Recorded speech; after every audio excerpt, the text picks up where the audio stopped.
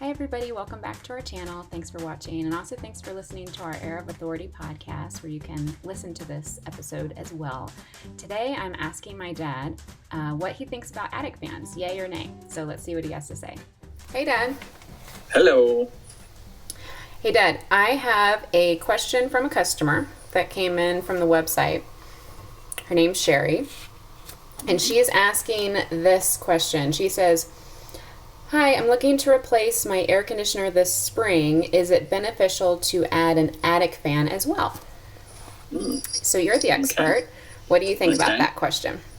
Or would I add an attic fan to my house? Well, first of all, a lot of people don't really know what an attic fan is or how it works, but an attic fan is a big fan, 36 inch big propeller blades like on an airplane, up in the attic, and what it does is when it runs, it puts a negative pressure on your house. So think of your house as a vessel. It puts a negative pressure on your house, and summertime, springtime, you turn on your attic fan. You then go to your bedroom window and open the bedroom window while there's a negative pressure on your house, and guess what happens? That pressure is relieved and air comes in the window. Okay, and so it creates a nice, there's certainly a breeze. It's delightful. You can almost pull the curtains off, depending on how many windows you open up. But a lot of people like them because they think of it as free cooling.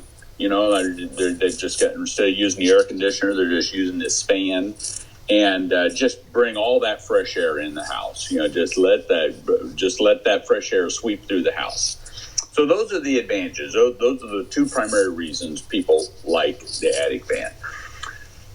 The disadvantages of the attic fan are basically start with those advantages. The free cooling. Let's think about that. For one, when we are bringing in air, in the springtime or summertime at night, that air temperature-wise is cooler, and it makes us feel cooler because it's blowing across our skin, makes us feel cooler. However, it's heavily laden with moisture. We're sucking cooler, moist air into the home, and everything in your home is like a sponge. So think of your mattresses, your drapes, carpets, everything is soaking up that moisture. And so in the morning when you turn that air conditioner on, guess what? That moisture, you've just pulled all that moisture into your house, and so your air conditioner is going to use a good part of the day just getting things dried back out so they feel comfortable to you.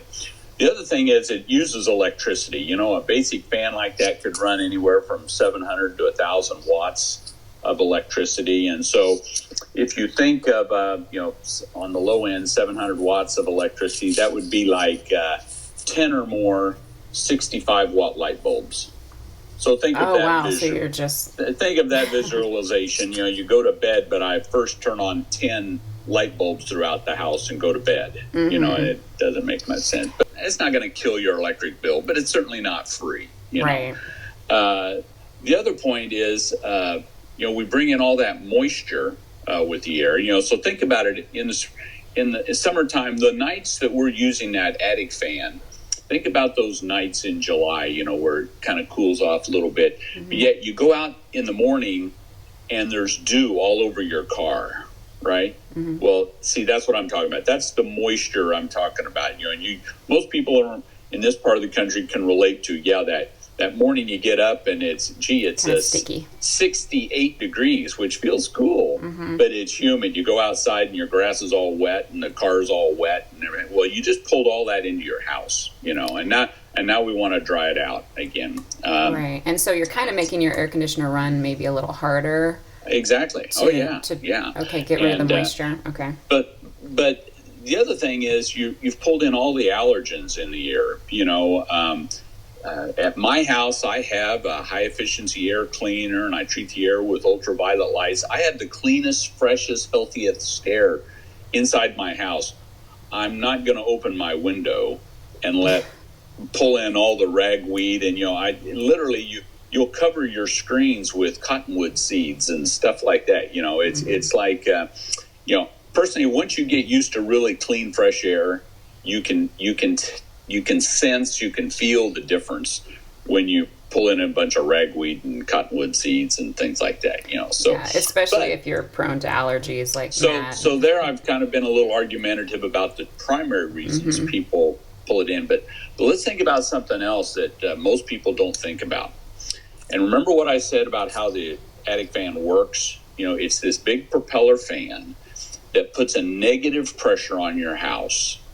And so if I make an opening, like open a window, it's going to relieve it by a bunch of air coming from the outside into my house. Well, I understand the windows, okay, but are there any other penetrations in my house that would also be affected by a negative pressure?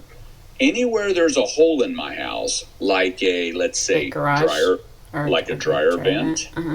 A dryer vent's a hole that goes from inside my house to the outside. Okay, I'm now drawing air backwards in my dryer vent.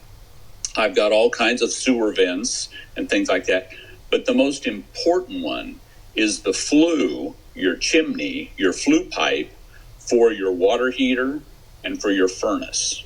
Okay, the furnace we're really not using in the summertime, so that's it. But let's think about that water heater. That water heater is hooked up to a pipe that goes from inside your furnace room all the way up to the roof outside. So when you turn on that attic fan, you can't help this, but you are actually creating a massive downdraft on the chimney, on the flue of the water heater. Okay?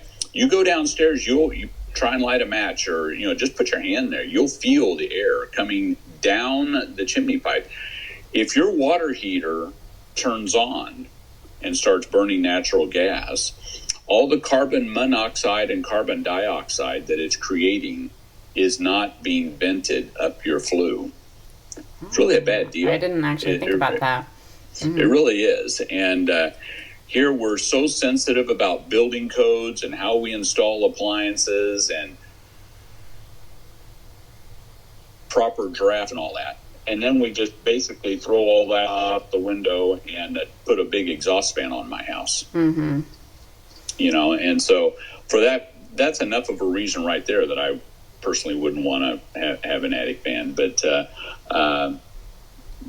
that's what it does. So, okay. And it's kind of interesting you asked this question. Just this last week, I was in your brother's attic. I was at your brother's house, and Grandma and Grandpa were babysitting for the week. And I was actually up in his attic installing a zoning damper. So he's going to have upstairs and downstairs zoning controls in his house. So that'd be another topic for someday. But I was up there, and I look over, and here is his attic fan. He has an attic fan.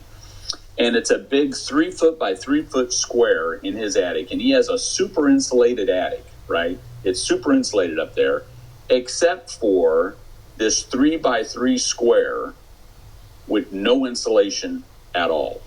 It's just it's no insulation. So all winter long, he's had a basically kind of a hole, totally uninsulated louvered vent in the upstairs hallway of his house. And so if you do have an attic fan, and whether you use it or not, that's up to you.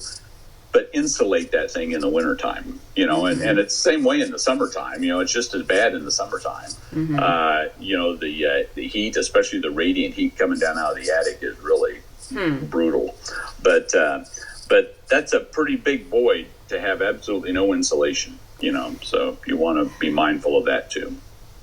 Well, Dad, I think that this is going to be a controversial answer, because I feel like I just think that people love how it feels to have the attic fan running. It's just kind of comforting. You've got that white noise going on, and then this breeze coming through, and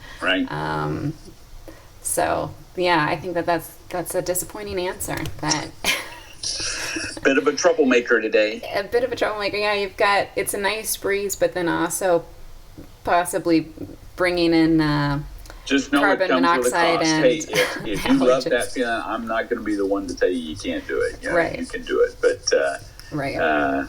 There are consequences to it, and you just have to be mindful of that. So. Right. Yeah. Do you have one in your house right now? Like, is there one? I do not. No, I do not. The house I have now does not have an attic fan. My previous house here in Olathe had one, and you lived there for a period of time, and you know, that's where I first realized that the attic fan was right at the top of the upstairs stairway, and that's typically where they are. And gosh, I would go up the stairs in the summertime, the heat of the summer. You go up the stairs, and if you would pause right at the top of the stairs for just a moment, you could feel the radiant heat coming down from the attic. You know, it was unbelievable. So I finally got up in the attic, pulled it off its pedestal, and covered it with insulation, and we never used it again. So. The other thing I remember about that house and the attic fan specifically that drove you crazy, because yes, it was right at the top of the stairs, but whoever cut the hole in the wall for the attic fan control cut it crooked. And it was, do you remember that? How it was right at the top of the stairs, and it would just drive you crazy because you couldn't fix it because it was the hole in the wall that was crooked, not just the plate that was covering it. So. Kind of bugs a personality like mine. Yeah. You know, I don't like that. So. For like 20 years. Yeah. So, okay, cool. Well, thank you for answering Sherry Kay's question from Olathe. On the attic fan. Oh, man. Terrible. Sorry. All right. Okay. Well, thanks for the answer. Talk to you soon. However, with that new air conditioner that the original question was asked about. Yes. Talk about a variable drive furnace and a high efficiency air cleaner. So I can circulate and clean the air 24 hours a day. It's wonderful. So much better than an attic fan. That's true. If people who like attic fans are people who like to feel just the kind of air circulation, air moving, and so the variable drive would do that, right? Like it's kind of just keeping the air flowing. We can do some things that are amazing compared to the comfort levels of just a typical furnace and air conditioner. Right. Yeah. So hope is not lost on having that we feeling. Can make you comfortable. Yes. All right. Thanks, Dad. Okay. Very good. All Bye. Right, see ya. Bye.